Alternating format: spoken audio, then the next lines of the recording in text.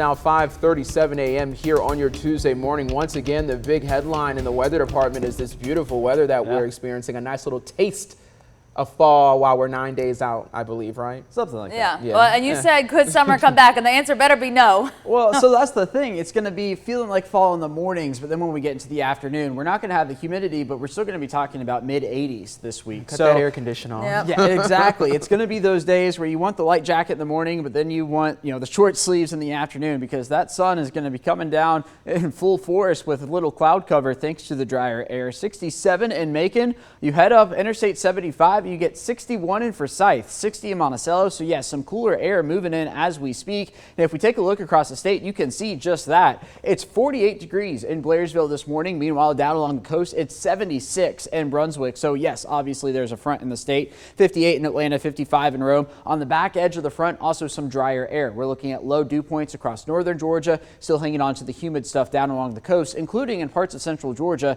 Still a dew point is 70 in Vidalia. The front's just north of Eastman, so still looking at a humid morning there as well. And as we head through the day, drier air will begin to take over. Take a look at these temperatures though. 55 in Columbus, Mississippi, 59 Little Rock, Arkansas, 70 down in Houston this morning, and 67 here in Macon. Now as we head through the day today, this is typically the point where I say, okay, scattered showers and storms. Well, not today. We're going to be looking at temperatures in the 70s still here at the noon hour. Mostly clear skies, winds coming in from the north, warming into the mid 80s this afternoon before we go down into the 50s through the overnight hours. Here we are at about 7 a.m., 58 here in Macon. How about 59 in Unadilla? And that's the thing. It's not going to be just towards the north. We're going to be looking at 56 in Dublin, 59 in Vidalia, and 56 in Milledgeville. Then back into the 80s tomorrow afternoon. And we're going to do the same thing over and over again. Maybe not as cool on Thursday morning, low 60s instead of the upper 50s, but still warming back into the mid 80s for your Thursday afternoon. The other thing you're going to notice, the humidity, it's going to be way down today, but as we head through the next few days and the southern wind builds in, we're going to see the humidity return, but it's not going to be quite in the very muggy range. So all in all, it's not going to be as bad as it could be. So as we head into the next few days, again, 59 tomorrow morning and then 60s from there on out for morning lows. A check of the tropics this morning. Two areas we're watching, a 30% chance of development with this area of storms. That's in the central Atlantic. Not too concerned about it. And then this one here just off the African coast, a 20% chance of development over the next 5 days or so.